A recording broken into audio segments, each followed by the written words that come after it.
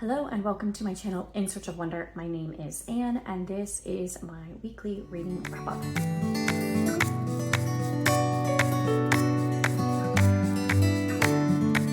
So, what did I finish? Actually, over the weekend when I was traveling, I finished Cold Brew Corpse by Terri Lush, which was a cozy mystery that I checked out of the library on a whim because it was part of the Coffee Lovers Mystery series and had cold brew in the title, and I mean, what's not to love? Speaking of coffee. So, this was okay. It wasn't like my favorite book. Honestly, there's a part of me that feels like probably every cozy mystery would fall in that place for me. Like, it was okay, it was fine. Like, I enjoyed it, but I didn't love it. It's not like, you know, gonna be my favorite book or anything. And also there were a couple of things that detracted from the story for me. So first of all, the good things, it was humorous, it was funny, it's told in the first person. And so the narrator, who is also obviously the main character, who is solving the mystery, she's, you know, she's funny and she's a little bit self-deprecating and she's very frank about her opinions about various things, which provides for a lot of amusing commentary on everything from yoga to kombucha to whatever. And it was very funny. I had some laugh out loud moments, so I enjoyed that. The mystery itself, I did not solve. I personally was definitely distracted by all the red herrings. I always am. Whenever I read a mystery, like, you know, I would like to think that I'm, you know, intelligent and smart and anything, but nope, I read it and I'm always distracted by the red herrings. So I totally was. Did not see the actual criminal coming. That was a total surprise for me. So for me, it was successful as a mystery, but that's not really saying much. So I enjoyed the story as it played out or whatever. However, I will say that it was a cozy mystery. So usually they're pretty clean. My understanding, I don't have a great deal of experience with them, but my understanding is they're usually pretty clean and, you know, fun, light reads. And it was clean in that there were no open door scenes, didn't even get close to that. And there was just, you know, a handful of very mild cussing. I don't even know. I can't even remember now, like, if they would even technically be classified as swear words. Can't remember now examples of words that were used. Definitely, you know, none of the big ones.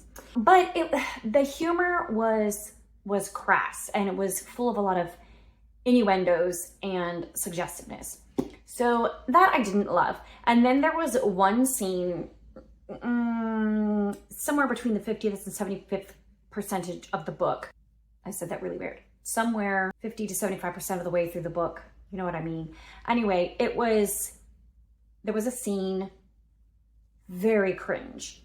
And it wasn't just like, you know, there was the scene and then we were done with the scene and we moved on. No, was one of those things that where the main character was highly embarrassed and so just kept like thinking about it and reliving it. So you had to go through the scene over and over again, and then like other people would mention it. And so you had to keep reliving the total cringe that was also a little borderline inappropriate. Maybe not even borderline, let's just say it crossed the line into inappropriateness. And we just had to keep reliving it over and over and over again. And that was completely unnecessary in my opinion.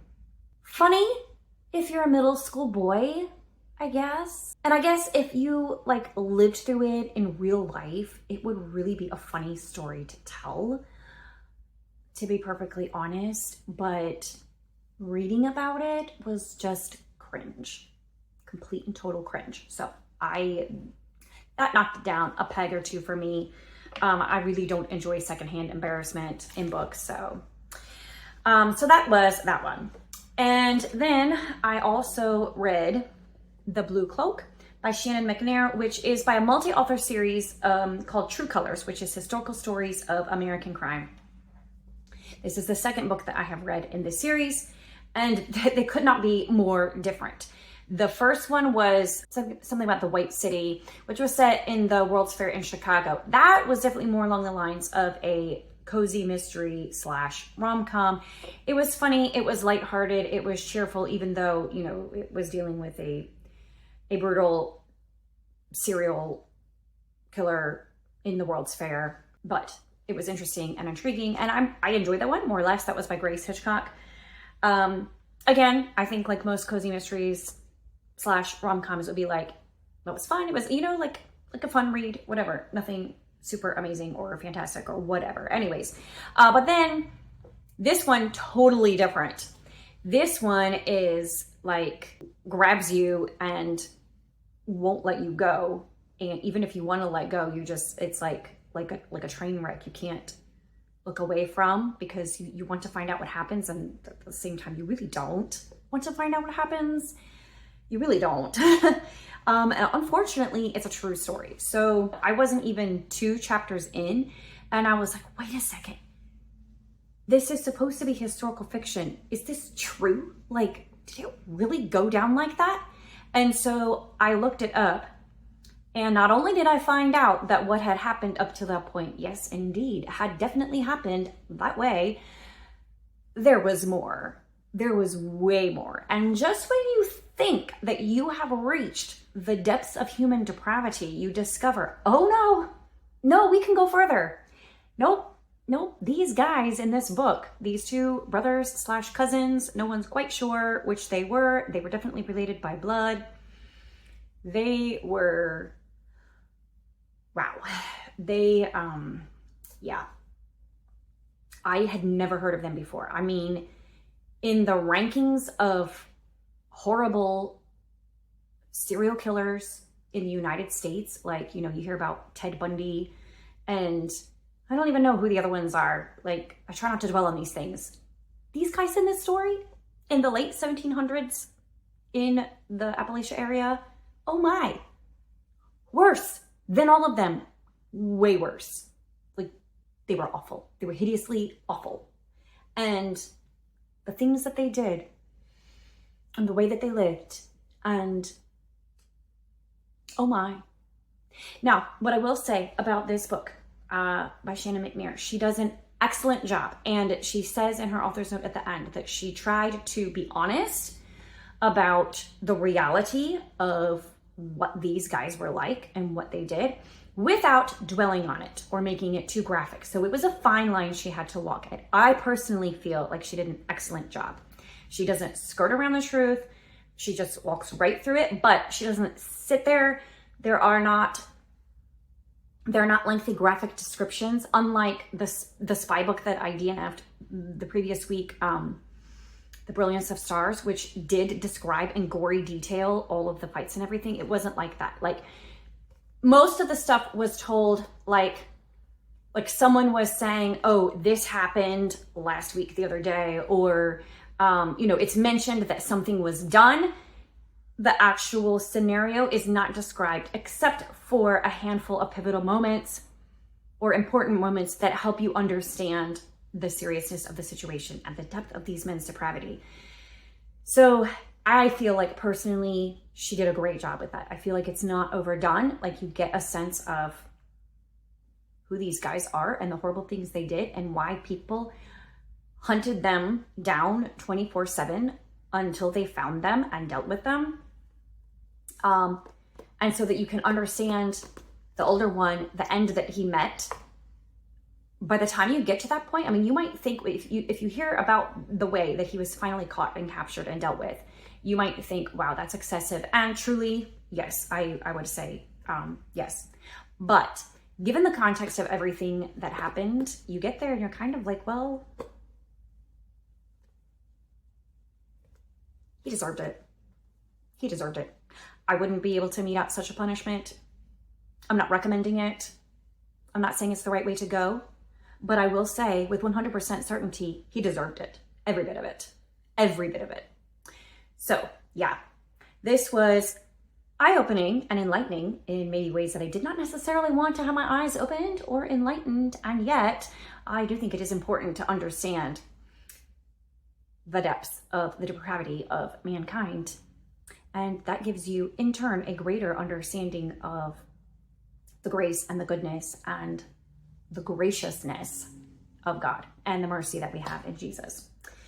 So it was very good. And there are two characters who are fictional that are actually the focal point of the story. That's the other thing. So like the two main characters are fictional and they are like good people, right? So that's the main story that's being told here. So like their story is, they are drawn together because of what these murderous guys, what's their names? Micaiah and Wiley Harp. Micaiah and Wiley Harp are, you know, the criminals and they're doing all these awful things. But the two main characters, Rachel Taylor and Benjamin Langford, are dealing with the fallout, I guess, of these criminals' activities. But the focal point is on them, but we find out all of the things that the Harps are going through. And then there's another character whose perspective we also get, who is very close to the criminals. And so we do see firsthand some of the things there. But anyway, it's a nice balance, I guess, in the end is what I'm trying to say. All in all, I do recommend it. And I think I haven't put it on Goodreads yet or in my reading journal, but I think that I would probably give it 4.5 stars. It definitely is a book that sticks with me. It definitely was a well-told story. I love how she handled the various crimes that took place in this story and how she balanced everything. I also love the blue cloak because the blue cloak that she gives, that is part of the story, and like the girl Rachel, she gives it to her friend in the story, and it kind of becomes a thread throughout the story, obviously because of the title, right? Those blue cloaks, the way she described it, I knew that she was, the author was describing exactly the sort of thing that they make and sell in Williamsburg, Virginia, which was, this was like a style of thing that was popular during colonial era Virginia. And so this is just a couple decades after the Revolutionary War. And so it still would have been in use at that point in time. So anyway, that was cool. I could visualize it, exactly what it looked like. I love those cloaks. They're blue. Some of them are, the ones they sell in Williamsburg, they're like that rich blue color. And then there's a red one. I think they have some other colors, but those are the two I remember. Anyway, they're beautiful cloaks. I do think it's interesting how, does this ever happen to you? How the content of your books sometimes goes in batches unintentionally. Like there are threads that connect the various books you're reading. And maybe you only notice it because you're reading them subsequently, like in order from each other. And so you notice these threads. Or maybe it's just because subconsciously we're drawn to a topic or an issue. Or maybe it's just, I don't know, coincidence entirely. I don't know. But there is a thread that has been going through several of the books that I've read recently. Starting with the one that I talked about last week, which is And They All Sang Hallelujah. And that is about the South in the first half of the 19th century. But it's also the revivals and the camp meetings that they're talking about in this book started in the latter half of the 18th century in the South, when the South was a frontier. So fast forward to this book, and this book is set in the South in the frontier times, like in that time. The crimes in this book take place between 1797 and 1799, and then the story wraps up in the early 1800s. And so the frontier life that they're describing in the Appalachian area is exactly what they were talking about in this book, in this nonfiction book that I read. And so it was interesting to read a fictional story set in exactly the sort of Southern setting that this book was talking about. So that was cool. Kind of fleshed out that time period and place for me and that setting. And then fast forward to the book I'm currently reading, which is Cast a Road Before Me. This book is set in Bradleyville, Kentucky. So some of the Blue Cloak takes place in Kentucky in the late 1700s, early 1800s. Fast forward to the mid 1900s in the 60s. And this book takes place in Kentucky also. And in a rural area that is a town that had been settled a few decades prior to the start of this book.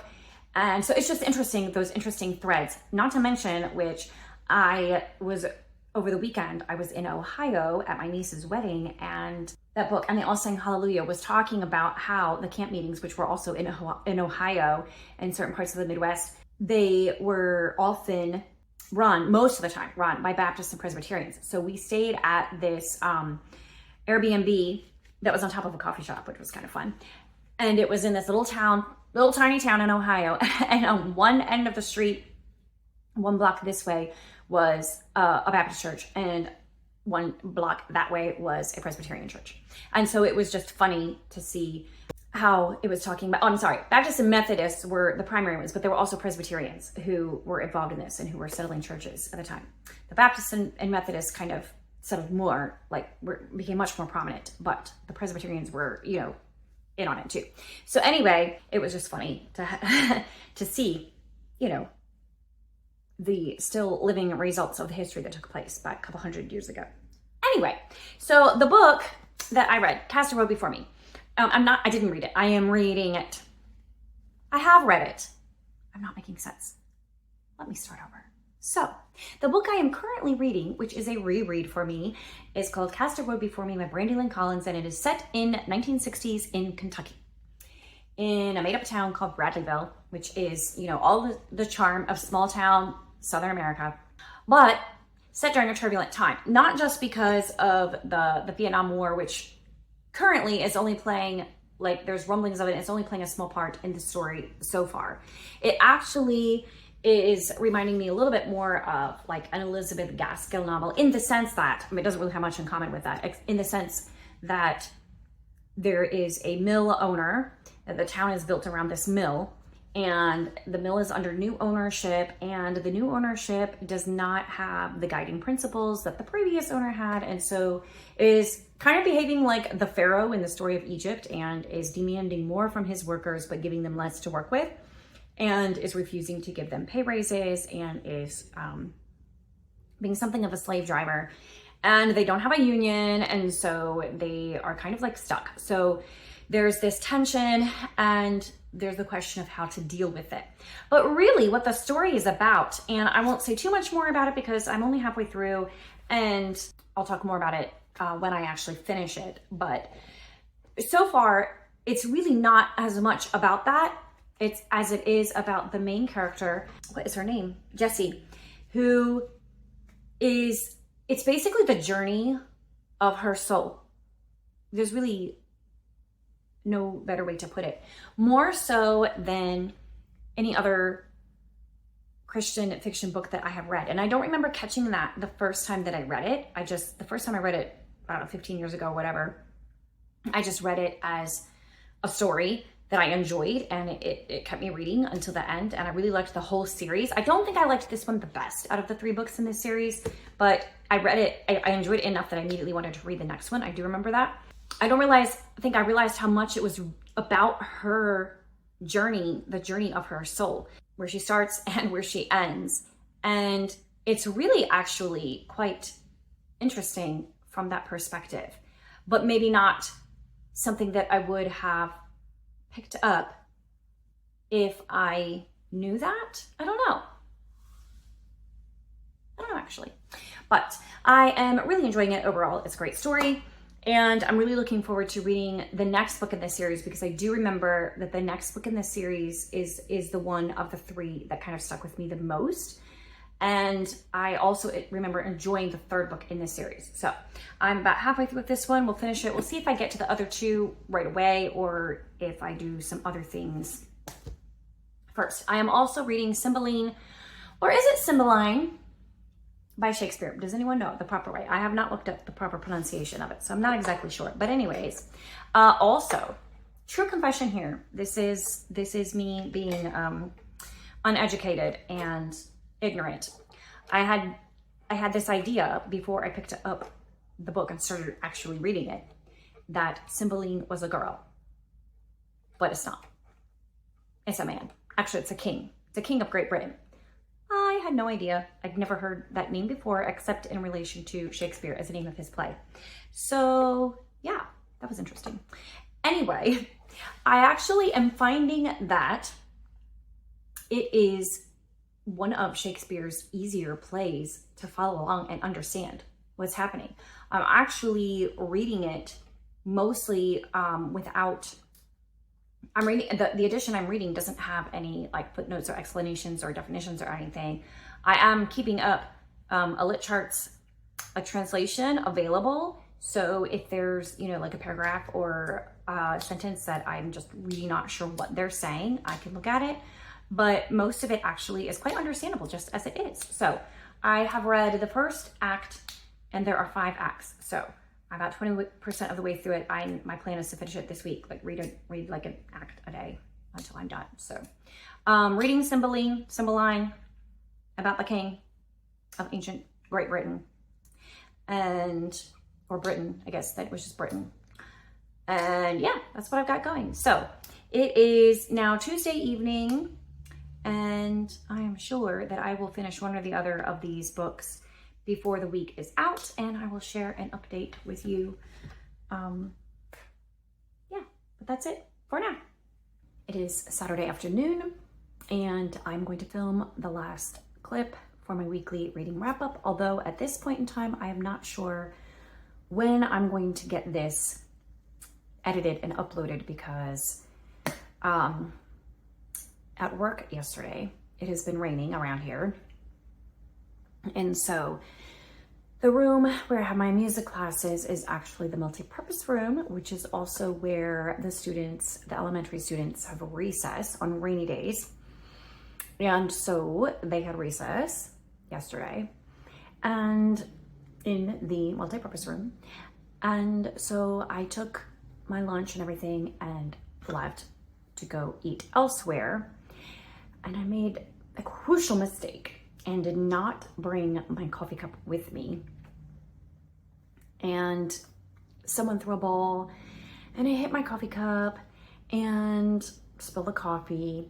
And the teachers who were in the room reacted quickly and like cleaned it up and everything. But I think some got in my computer because I plugged it in and the computer recognized that it was plugged in, but they didn't do anything. Like it didn't charge anything.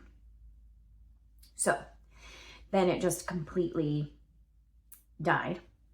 And so I brought it home and I was hoping my husband could look at it, but then silly me, I left my power cord at work. So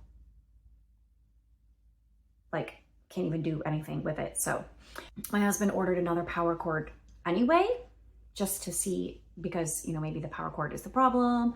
Anyway, I don't know. I don't really know. I don't know if it was the coffee that spilled and got something wet and it just needs to dry out completely. I don't know if the power cord just died. I don't know. So anyway, and I cannot edit on my phone. I don't know if other people do that, but I can't do that. I have to use my computer. I also need my computer for a bunch of other things. So I'm hoping we can get it fixed. And I'm hoping I don't have to buy a new one. But anyways, that's my story. I hope this gets up before it's irrelevant. But I did finish 2 books this week. And so I want to talk about them. First of all, Cymbeline by Shakespeare, which is one of his lesser known plays, but is gaining in popularity, I guess, in recent years and becoming more commonly known. It was actually, of the plays that I've read by Shakespeare, I don't know if maybe I'm just like adjusting to his voice and the language in it, you know, having read quite a few of his plays already, or if it's just that it was written with more basic language than some of his others. But I actually found it very readable. And the only spots where I had to look up like what exactly was trying to be communicated was in the soliloquies where they were kind of waxing eloquent about something. I wasn't always understanding exactly what the point was.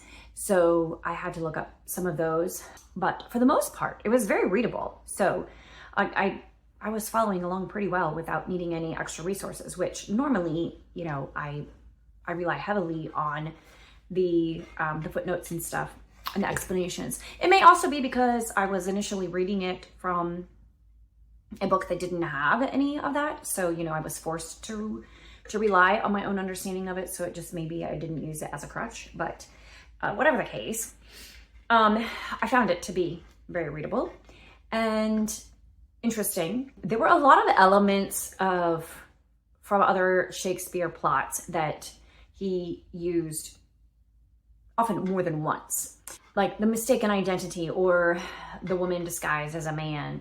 And oh, what are some of the other ones? There are quite a few that I was noticing as I went through. Like someone who is supposed to have, like, was given like a poison that, so they look like they're dead, but they're not actually dead. You know, like in Romeo and Juliet, that also happens in this one. And there are some other things that had some other plot points from other Shakespeare plays, so that he definitely used more than once. So there's that. There was also the case of mistaken adultery, like someone was falsely accused of adultery in this story, and it was like kind of set up that way, very similar to Much Ado About Nothing, similar story. But at the same time, it wasn't any of those stories. It was 100% its own story. It also had some elements that reminded me a little bit of A Winter's Tale, which he wrote as well. Especially, there was some aspects about the ending that seemed awfully convenient, kind of similar to A Winter's Tale.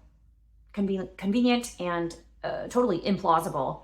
So all in all, I would say probably not my favorite Shakespeare that I've read so far, and I can see why. It's not one of his more famous ones. I don't think it's his best work. I feel like it's one of those, oh, I'm a playwright, I need to have a play for this season, so here, let me cobble this together, and here you go, guys. Here's a play.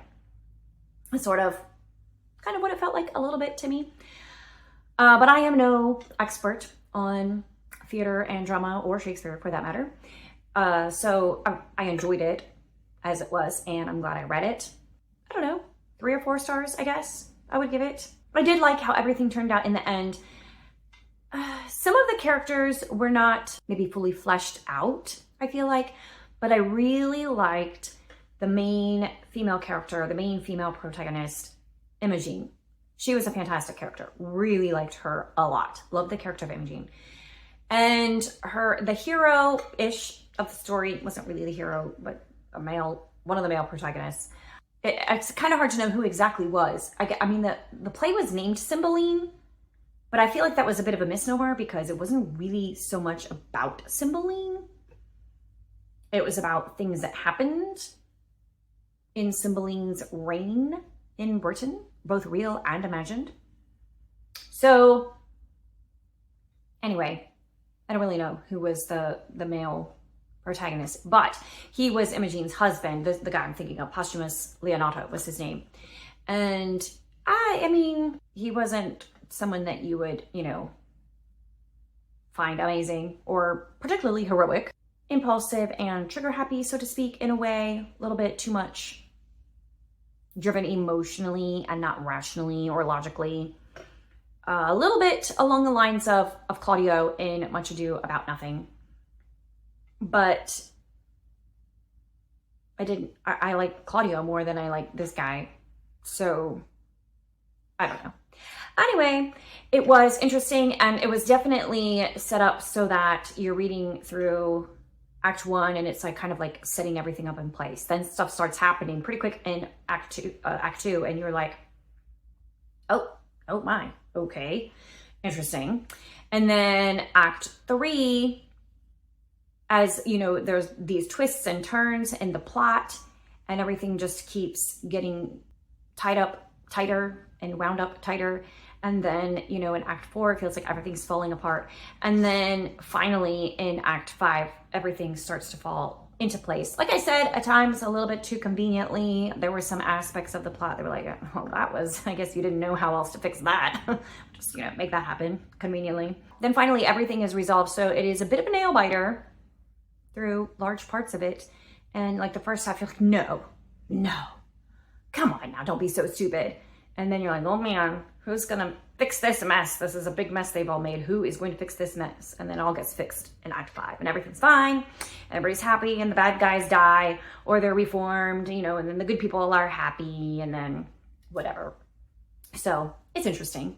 I did read an article, or I haven't quite finished it yet, about it. And they did mention, I thought this was interesting, that some scholars view Cymbeline as the third in a trilogy, where Julius Caesar and Antony and Cleopatra are the first two. And then this is the third one, because it does deal with the reign of Caesar Augustus, but from the perspective of Britain during that time. And there is a war there between Rome and England, or Britain. And also, in the same article, they were suggesting, which after they said it, I could see the point, that this was written very close to the time of Christ being born, and that it seemed to be that Shakespeare was making something of a religious statement towards the end, with the way everything happened in the end. And there is a particular line by Cymbeline where he says something along the lines of a pardon for all. And I thought that was interesting. And there's a good, I can see how that could be possible, but it's not like an obvious kind of statement, I don't think, but I can see where the story would lend itself to that. So that was interesting. And then finally, I finished Cast a Road Before Me by Brandilyn Collins. And this was a reread for me. And this is one of the ones that I wanted to reread from my list of rereads this year. And I did actually get to it.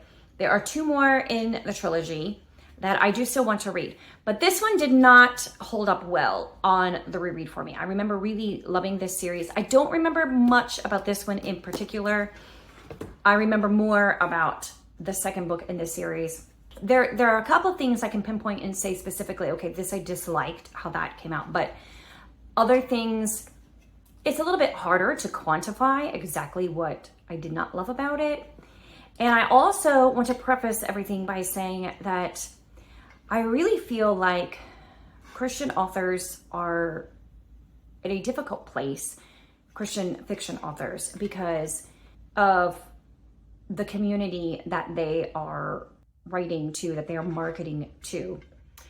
Because I think by the very nature, the Christian community tends to be very careful, and for good reason, about the media that they consume, including books, and tends to read with a critical eye.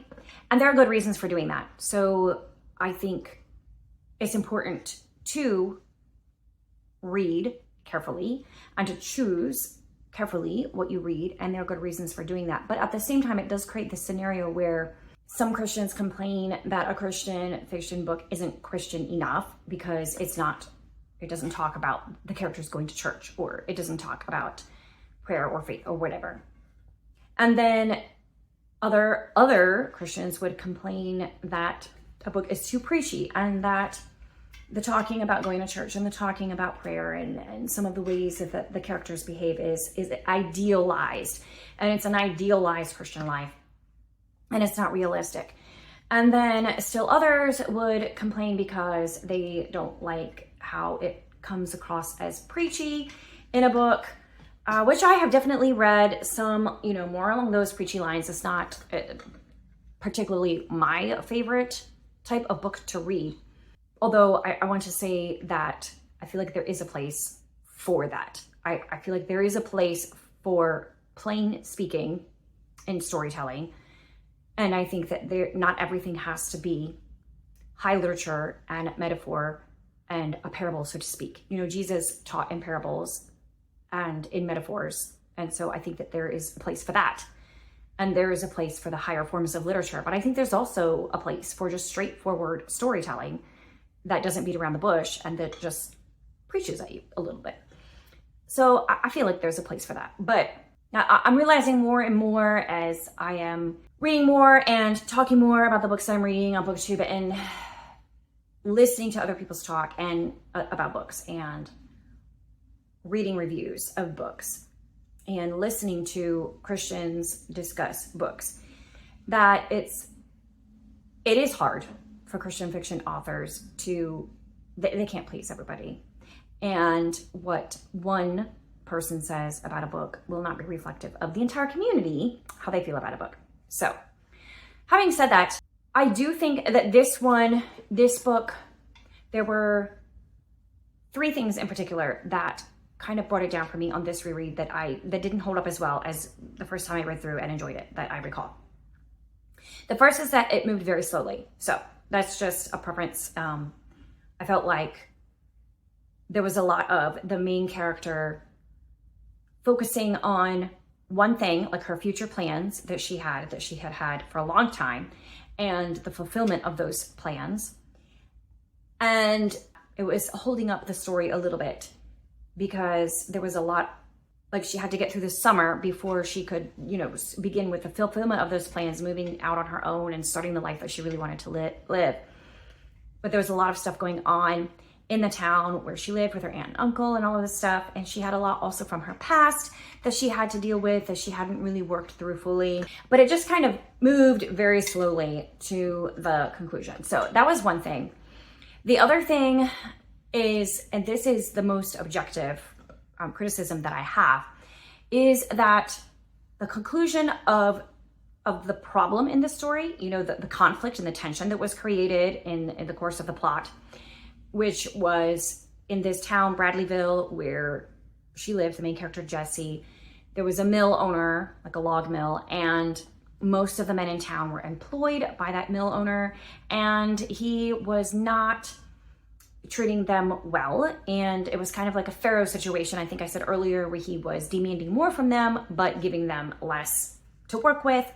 And it was becoming one of those untenable situations that was going to result in like a strike and a riot, whatever.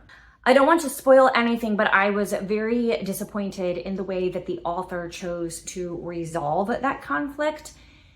For this being a very much a Christian fiction book that was throughout was obviously, I don't know what the word is, maybe evangelical in nature. Like the main character, this is the journey of her soul towards redemption and the ways that she is influenced to and away from Christ by the situations in her life and the things that she's gone through and the other people in her life, etc.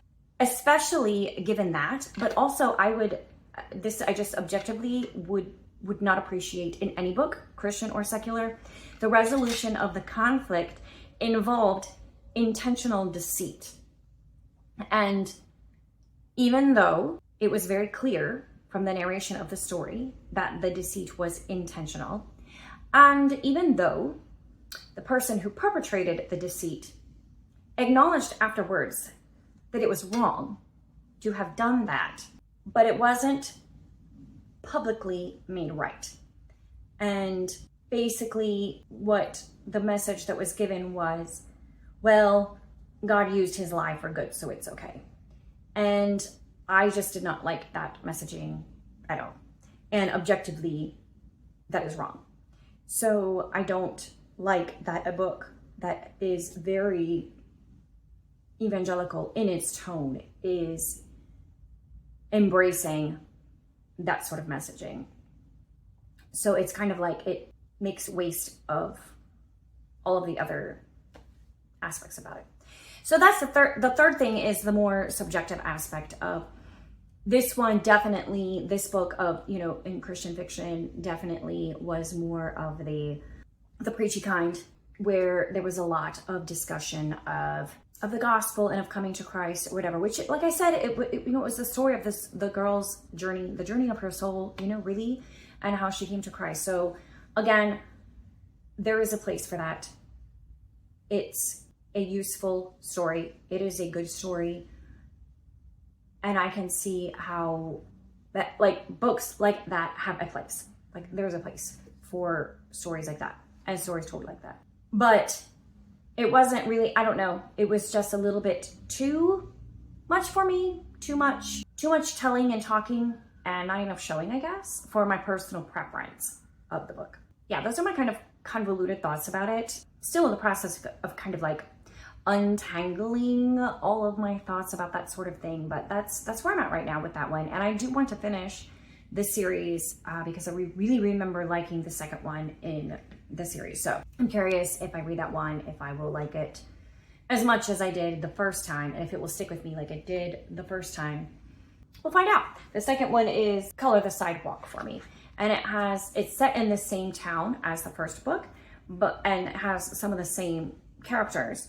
But the main character in this one we're going forward in time, and so she's a fully grown adult, whereas in the first book she was a child. She was a 6-year-old child, and there is an incident that takes place in the first book that is the starting point, I believe, of this one. So I like how those tie together. So I do want to read that one, and hopefully the third one as well. And yes, I'm drinking water today because I've already had too much coffee and I'm honestly just thirsty. So anyway, that is what I read this week, and this is going to be kind of a long weekly wrap up, but that's because I have a couple books from that were the week before that I didn't get into my previous. And I don't know when this one will go live, so whenever it does, yeah, that was my weekly wrap up from the past week.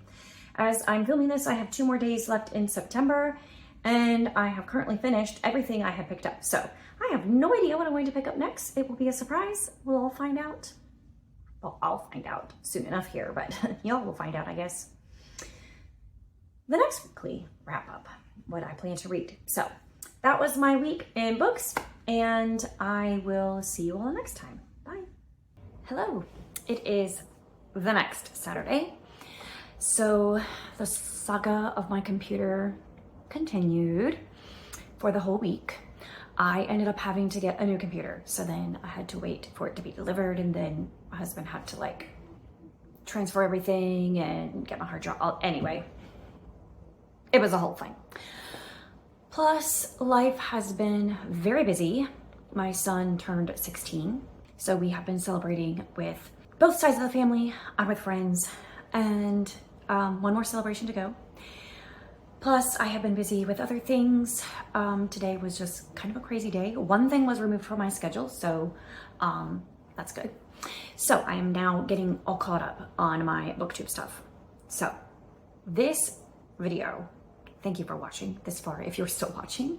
This wrap up is now a 2-week wrap up and is pretty lengthy. So I'm just gonna finish up with the last 2 books that I read last week, and I have not, well, I guess I finished them earlier this week towards the end of September, and I have not finished anything yet. So I've got things in progress for Victober, but I've not finished anything. So let me just wrap up real quick with these 2 books, If I Run, and the next book in this series, If I'm Found, by Terri Blackstock. So these are kind of like, what are they classified as? Suspense, I guess? Thriller? Something like that. So it involves the story of this girl, Lana, I think her name is, who when she was 12 years old, her father had committed suicide, but she and her family know that he did not commit suicide, that he was murdered. And fast forward, a friend of hers is a reporter and decides to look into her father's death, and he ends up dead. And that's where the story starts. She is accused of his murder, and so she knows that's going to happen, so she goes on the run. If I Run. So the whole series is about her being on the run, and while on the run trying to collect evidence not only regarding her father's death but her friend's death, to clear her own name and to avoid being imprisoned. And along the way, a private detective who is hired to find her and bring her back so that she can go to prison and then be tried for this murder, he ends up believing in her innocence and joining with her in the fight to clear her name. So that's what the whole series is about. I have found it very enjoyable, very readable. It keeps me reading and interested in trying to find out what's going on. I do want to read the 3rd book in the series, which wraps everything up, but I'm setting that aside for October. Too much going on in the month of October otherwise, so I'll pick it back up at some point. I'm really enjoying it. 2 things I don't love. One, it is first person present tense, which is a favorite type of narrative for suspense type books I have observed. I could be wrong about that, but that's my observation. And I don't love it. It's my least favorite narrative style, and it's fine, but I don't love it. So that's the first thing. The second thing is that I really feel like this series could have been one more tightly narrated story. That's just my personal opinion. Because in each book, at least the two that I've read before so far, and I'm assuming the third one is similar, each book also has this side plot of something that our character Lana gets tangled up in and adds complications to her own case. And they are unconnected to the main storyline. So that it's just like something that's happening while she's on the run. And it kind of just seems like the whole purpose was to create a reason for having 3 separate books, so that there are 3 separate other storylines involved. And I find, because they're not really connected to the main story, and the side stories, like I said, I've read 2 so far, 2 books. The 2 side stories are not connected to each other either, and they're not connected to the main story. And they're also highly improbable that one person would get embroiled in these stories. In the first book in particular, I felt like the way that issue was resolved was just completely unlikely. And so that took away from the overall story for me. I feel like if everything had focused on our main character, why Lana? I think that's another book that I read that Lana was the main character. Casey is her name, Casey Cox. I don't know where Lana came from. Anyways, Casey Cox. If it had been focused on her story and her father's story and the story of how her friend, anyway, that is a big enough story, but probably the resolution of that one could have filled like 1 book. So then I probably would have given it 5 stars if it had focused on that and just told that story. But these diversions, I don't find as interesting or as plausible, and they take away from the main story for me, so it's a bit of a detractor. So in the end, I have given them both 4 stars because I think otherwise, like, they're very well written and they're interesting, they keep me reading, and I do want to find out what is happening to Casey Cox and her family. There are a lot of interesting characters in these stories from all kinds of walks of life and interesting twists to the story. Very interesting. I keep saying that word, but yeah, it's very interesting, very engaging, and I have enjoyed it. And I will read the 3rd book eventually. So that is my final installment of this weekly wrap up. I hope you enjoy it. I have no idea what is going to be forthcoming on my channel in the next week or 2. We'll see what I manage to get up, but at least I now have a computer and I can edit, and I had a minute just now to catch up on all of my booktube responsibilities, things that I had committed to, so that's really good. Thankful for that. So going forward, we'll see what I am able to manage in terms of time. But anyways, thank you for sticking around this far. I hope that you have had a great week, and I will see you next time. Bye.